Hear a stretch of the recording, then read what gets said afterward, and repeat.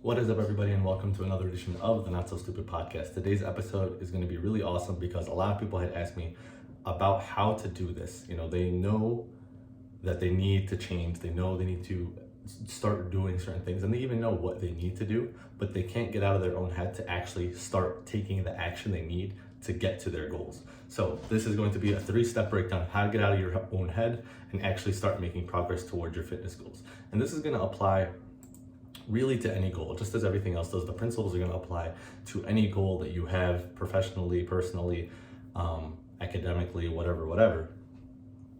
But of course, we're going to use it here for fitness, for nutrition, for health purposes. Now, before I get into the 3-step process and how you can do that more effectively for yourself, I do want to announce that this Tuesday, as of the recording of this podcast is coming out on February 3rd. On Tuesday, February 8th at 6 p.m., there will be a free nutrition webinar that I am hosting in the Stupid Fit Fam Discord channel. And it is going to be about designing your perfect diet. So it's a step-by-step breakdown to help you understand the ideal number of calories you need personally for your fitness goals, whether it's fat loss or muscle building, what kind of macros you should be aiming for, how to set up your meals, how often you should be eating, all of it broken down so you never have to worry about it. You know the answers and you can have the confidence that your plan is actually going to take you to your goals instead of trying to throw stuff together and hope it sticks and accidentally gets you there. So walking you through the exact process I take with all my clients to help them see the great results they see.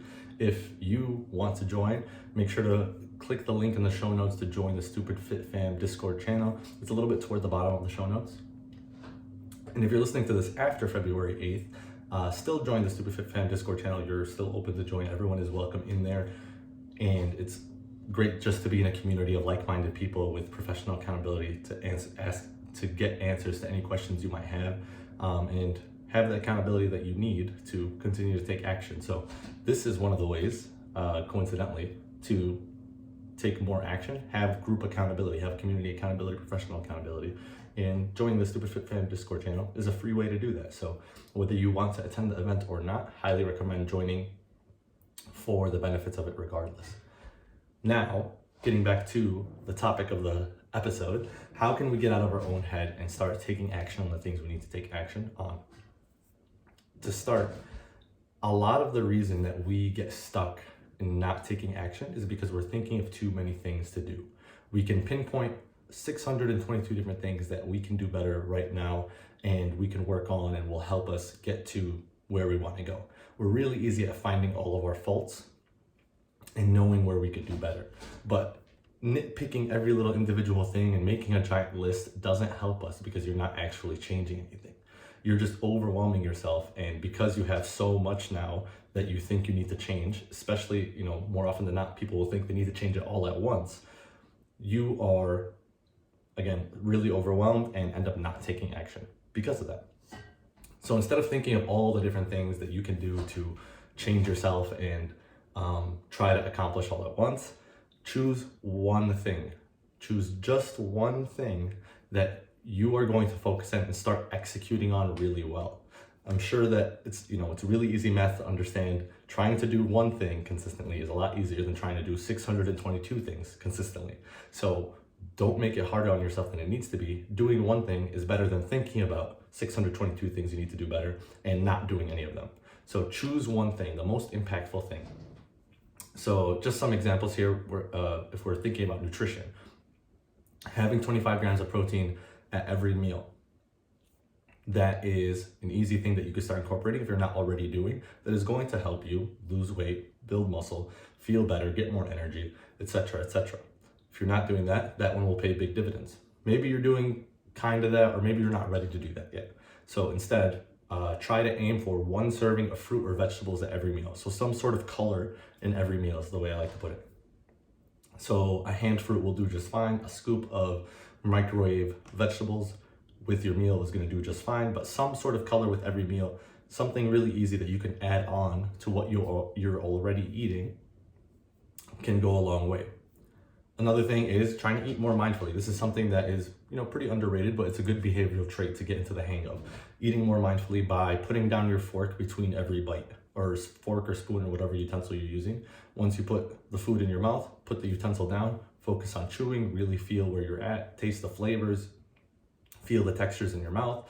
And then once you swallow it and you're ready for the next spoonful, you pick up your utensils again and have another bite and repeat the process. This is going to help slow down your eating, help you eat more mindfully, and help reduce your calorie intake naturally, just like that. So now, those are just a couple examples. These aren't the only things you could do, but these are just some nutritional examples that I think more people can benefit from if they're not already doing it. Now, once you've chosen your one thing, because you're only choosing one thing, we don't want to overload it. Doing one thing is always going to be better. You need to make that easy. This is step 2 of the 3-step process. You got to ask yourself, how can we make that easy to accomplish? Because just saying you're going to do 25 plus grams of protein at each meal and not having a plan for it and trying to scramble with every meal to get 25 grams of protein is going to ruin your self-confidence the same way that trying to do 622 things at once is going to ruin your self-confidence. So instead, whatever you choose, make sure you have a plan for how you can make this easy to do at every meal. So let's say you choose 25 grams of protein at every meal, right? You can throw in your protein of choice in a slow cooker at the beginning of the day and have it throughout the day. You can have it at lunch and dinner and spread it out. So let's say you throw chicken into the slow cooker, you can pull out 25 grams of chicken, 25 grams of protein worth of chicken, which is like 4 ounces of chicken for lunch, put it on your salad or whatever. And then at dinner, let's say you have rice, you throw the same chicken on the side there and give yourself another 25 grams of protein at that meal. And maybe for breakfast, you have a protein shake. And bam, now you have 25 grams of protein at each meal. You got them prepped at one time. So in the morning, you made your protein shake, you made your chicken, you didn't have to worry about it the rest of the day. And it was just easy to accomplish. Going with the other 2 examples, maybe you just buy fruit and you keep a bowl of fruit at the table that you eat at. Or you buy microwave vegetables and you just throw them into the microwave for 2 minutes and you have vegetables to have at every meal. There's a lot of different ways that you can, make this happen. You got to get a little creative with it. But the important thing is to make it as easy as possible for you to do. If you choose something and you can't find an easy way to do it, either ask for help or opinions. You could reach out and ask for opinions from me at any time, DM me on Instagram, or choose something else that you do have an easier approach that you can execute on. You're not locked into the one thing that you choose. If you can't find a way to make it easy, ask for help, get different opinions, or choose something else. But the important thing is to choose something. Step 2, make it easy. And then step 3, track how often you're doing this consistently. Because one of the biggest pitfalls of people's fitness journeys is that they constantly feel like I'm doing things right. I feel like I'm doing everything right. I feel like I'm doing well. I feel like I'm stagnant, but they never know what they're actually doing. They never know if they're actually stagnant. They never know if they're actually doing anything right because they're just stuck going through the motions and remembering the moments where they might be doing things right, ignoring the moments where they're not doing things right. And because they don't keep track of this stuff, they don't actually know how consistently they're doing it. So opening up like a to-do list on your phone and having that be one of your to-do lists and scratching it off every day, or putting it on your calendar and making sure that you check it off every day, or having a Google Sheets or Excel file where you can check off the days of the week that you're doing this, the days you're not doing this. Even a pen and pad or even like a hang-up calendar where you cross off the days can be helpful. But the point here is that you want to be able to objectively say, I am doing blank. I have been this consistent with blank. Not I feel like I'm doing well. I feel like I'm doing this, because that doesn't help you. It doesn't help anybody. You're likely still stuck doing the same exact patterns that you have been before. So instead of putting yourself in this position where you're kind of hoping for things to work out and you're kind of unsure if you're heading in the right direction or not, make it a sure thing that you're doing it by just keeping track of it. It doesn't have to be a complicated process. It could be as simple as checking off a box saying I did it, or leaving a box blank saying you didn't do it. But having a way to track it is going to be key here.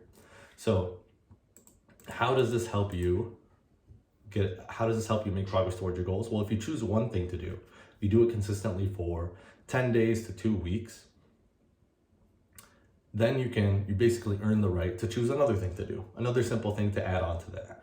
And because you have this positive momentum, you've kept the promise to yourself that you're sticking through the first thing, you're more mentally likely to follow through, and you're more internally motivated to follow through and continue to execute on these other goals.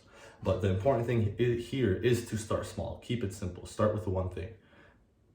2 max. And I would only give 2 to specific people if I was coaching them. For most people, we're starting with 1. Do that for a period of time. Once you do that for a period of time, add a second thing, then add a third thing. You don't have to do it all at once. You just have to create momentum and start moving. You know, the journey of 1,000 miles starts with a single step, and you can't take that single step if you're thinking about all the thousands of steps that you need to take across 1,000,000 miles. So I hope you found this helpful. I hope this has helped create clarity for you to get out of your own head, actually start taking action on your goals. And one more reminder for the free nutrition webinar, February 8th, Tuesday, February 8th at 6 p.m. Make sure to follow the link in the show notes for joining the Stupid Fit Discord channel. It is a free event. It's going to be an hour long. You're going to love it. There's going to be a Q&A session in there as well. And I'm going to be doing more of them as well. So if you join the Discord channel, you'll get all the inside information of when I'm doing those events. So make sure to join. And if you found this helpful, share this with a friend. And until next time, stay stupid.